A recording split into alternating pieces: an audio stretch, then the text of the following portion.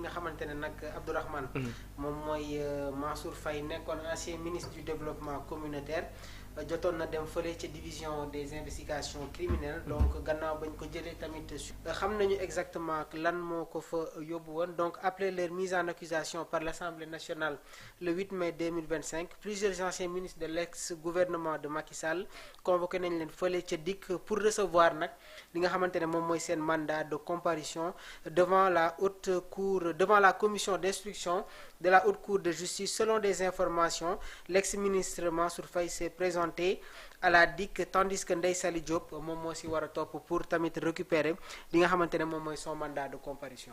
professeur mel mbir maa ngi xaw a gaaw ci li nga xam ne nii oui. procédure bi la ñuy topp procédure bu normal mu gaaw mu yéex. encore une fois perception la. waaw. day gaaw ñu ne ok gaaw na keneen ki jàpp ne yéex na. oui. wala bañ ko waroon def kii na.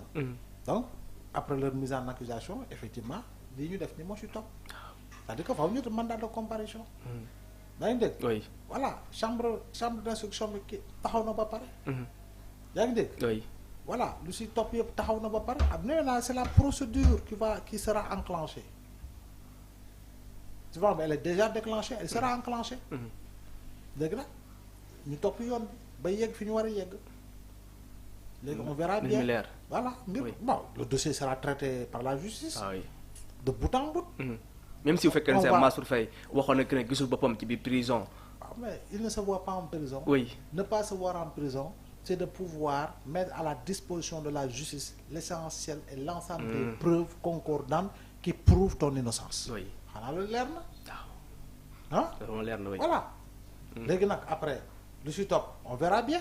mais je dis encore une fois man du ma toog ne Mansour Faye moo dafa war a dañ ko war a dañ non c'est pas mon rôle.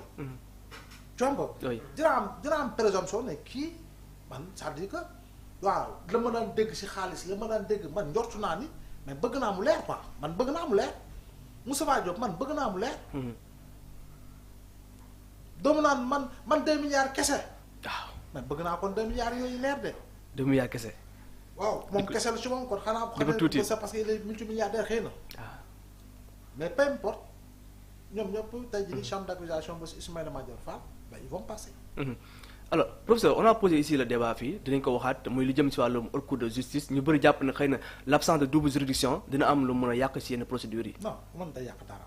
mënut a yàq dara double juridiction mais boo xasee ba ñu cour la cour d'appel cour d'assises haute cour de justice le plus souvent. oui yooyu moom li ngay wax noonu appel bi moo si dul nekk. jomb. oui xëy na moo tax benn instant Ismaïla Madior Faye doon dénoncer l'obsolescence véritablement de la haute cour de justice. waaw. mais je rappelle que ñoom ils ont été là pendant 12 ans. oui il avait. et 12 ans. oui. ils avaient tout pour réformer. waaw. la haute cour de justice ils l'ont pas fait. mais lu si ëpp solo mooy haute cour de justice bi mooy 3e déclenchement. après 63 après 2004 2005. bi ma 3e ak léegi nii ñu gis ay nit yoo fa jaar jàmpa mais bii ba tey nii déggoo kenn ko jooytu lenn loo xam ne dafa gàkkal procédure bi. jëm si saisine Assemblée nationale pour la levée de l'immunité parlementaire jëm si demande de mise en accusation commission bi ñu ko tegee ba dem si plénière ba mise en accusation bi gisuloo ku dénoncé li nga xam ne moo di véritablement gàkk-gàkk si wàllu procédure bi ce qui veut dire qu'en réalité tout se passe bien et que yoon bi ñu fu mu war a jaar si yoon bi tënku si constitution tënku si code électoral bi règlement intérieur Assemblée nationale bi mu ngi ci yoon bi amul luñ si ñaawal lépp solo Sénégalais yi te Sénégalais boo fëgg mu laaj la ko oui mooy suñu dërëm fan la jaar ndax nit ki mu da ko dugal ci poosam am déet. Sénégalais bi loolu moo ko intéressé jamono ji. oui nee naa du tur bi du sant gi du ki mu doon du nit ki mu doon fee yi moo ñuy intéressé te fee yi mooy am na lu ñuul ci soow mi kan moo ko fa tuur. am na lu ñu fi soow mi kan moo ko fa tuur. waaw oui waaw ñu xool ba xam lan la mbir mi demee. kese pour on peut situer les responsables ku def ak ku deful.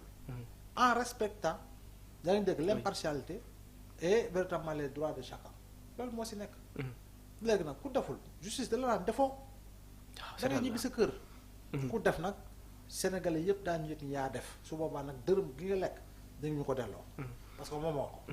c'est clair mais le fait que aussi député yi tamit di juger ci wàllum haute cour de justice ñu bëri jàpp ne xëy na day xaw a doy waar un peu parce que tamit ay député dem mise en accusation bi dem aussi di juger ñu bëri xëy na loolu mën na tey xel. député juge kii bi haute cour de justice oui y a la présence des députés. oui mais bu ñu fàtte ni procédure beeg la ca am la cay topp yépp c'est le rôle des magistrats. oui voilà. instruction yeeg lu ñu ci def yëpp c'est le rôle des magistrats. loolu la. donc xel mën na cee daal que les magistrats feront leur travail comme ni mu waree. oui comme ni mu waree très sincèrement man de lu laa gëm. parce que man gisuma ba tey su justice loo xam ne mën nga ko dut baaraam loo xam ne da nga koy gàkkal comparativement à ce qui s'est passé il y a quelques mois. très sincèrement. am na lu bari lu changé en termes véritablement de rupture opérée quoi loolu il faut quand même que ñu reconnaître ko. surtout ci wàllum justice. voilà oui te ka nga tàmbali mooy conseil constitutionnel. moo ko tàmbali. waaw moo ko tàmbali ak li Macky Sall bëggoon reporter élection yi de 8 mois xaw ma. waaw conseil constitutionnel moo garantir la constitution ba ñu jëm élection ba ñu def transition ba sénégalais yi wote ba ñu ku fi jëlee ñu def passation kee dem kee toog. tàmbali na. oui mais après nag on a vu que justice bi ci suuf gi. parce que bële moo gën a kawe si wàllu juridiction justice bi si suuf gi mais mi ngi def liggéeyam si tey ji ba kanam. oui waaw. te bu ñu gisee aussi justice bi waa Pastef xëy na ñoom ni ñu koy gisee ak APR ni ñu koy gisee ku nekk jàpp ne justice bi xëy na da lay léser mënoo jàppale que ne vraiment justice mu ngi def liggéeyam. ñii dañuy jàpp ne justice bi dafa yéex. waaw. justice bi bu déclenché. oui ñooy jàpp ne dafay gaawantu. waaw. c'est normal ay position politique la. oui. mais justice bi moom. la justice reste droit dans ses bottes. magistrats yi restent droit dans leurs bottes. ils vont lire le droit ils vont dire le droit ils vont rendre le droit. man de loolu laa gëm. rien que le droit. waaw. le droit dans toute sa plénitude. loolu la professeur wax de. waaw rien que le droit. en tout cas loolu la ñuy xaar ci suñu kii donc vous êtes en direct sur DKR 221 mën ngeen a joxe seen contribution si vous avez toutefois des questions aussi mën ngeen ko daal di poser dina ko jottali tamit le professeur mu ngi fii pour répondre à vos questions donc le juriste Thioune dinañu fekk si après pour la deuxième partie donc à partir de 20h aussi mu ngeen a am Serigne Mbacké Ndiaye ci beneen émission face à l'actu donc dinaa si ànd ak ki nga xam ne ni moom mooy Thioro Mandela ñuy ñëw ak yéen ci lépp li nga xam ne aussi moom mooy tolluwaayu réew mi ce sera 20h donc avec Serigne Mbacké Ndiaye mais actuellement nous sommes avec le grand professeur Abdoulaye Mbow voilà éloquent élégant et pertinent loolu ay yëfam la waaw loolu ay yëfam la. non moom non Omar dëggal na ko non élégance ak éloquence moom professeur moo ko moom. non ça c'est Thioune. non kii lu mu wax. waaw. Omar d'accord ak yow de. yow yaa gisul lu mu wax bu baax rek. non Omar mais ñetti yooyu moom. moom lay def kii. non ñetti yooyu moom Omar dina ko d'accord ak man. recevoir te kii yow sax. barke Rasulullah nga boy bi. non. boy bi dama koy koj. seetaanal rek. da ngay koj daa. mën naa ko defal boy Pikine la de. la boy Pikine la de yow boy Dakar nga mais moom boy Pikine la. foog ñu defal ko kañot nag. waaw. boy bi foog ñu defal ko kañot. lu xew. moom dañ ko arnaqué woon. moom mooy arnaqueur bi moom si boppam. non dañ ko arnaqué woon de prof. boy bi si boppam mooy arnaqueur. boy bi toog na semaine boo xamante ne ginnaaw raay fii day dox de. mais moo doon arnaqueur. positivité. en tout cas daal moom boy Pikine la moom. boy bi kanamu raay la dëkk de boy bi ginnaaw raay de. waaw Pikine la de moom Omar donc suñu technicien bi ñoo ngi leen nuyu bu baax a baax ñoom Omar Fallou ñoom ñëpp donc Mamour dañ jàll ci beneen point rek ci li nga xam ne tamit jëm na ci wàllum Tahirou Sarr moom tamit ñoo ngi koy tudd ci beneen mbir mi nga xam ne tey l'Observateur daal ni si ñëwaat.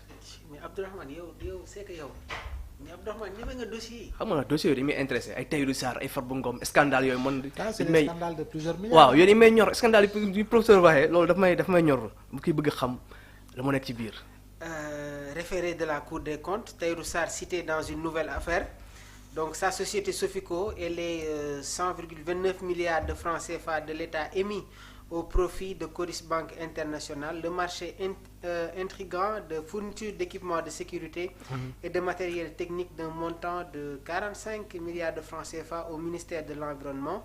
Les détails de deux autres opérations de 35,19 milliards de francs CFA effectuées le 8 septembre 2023 et le 28 février 2024. Signé l'Observateur.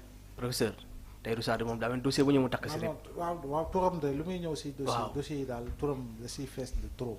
Quel est son niveau d'implication? Oui. dëggantaan en tout cas c'est frappé de nébulosité. Parce que partout c'est des dizaines et des dizaines de milliards. Quand même. moo tax encore une fois gis nga réduction des comptes bii. mu ñàkk ku ko soofal. waaw ku ko soofal non da ngaa bëgg soofal rek waaye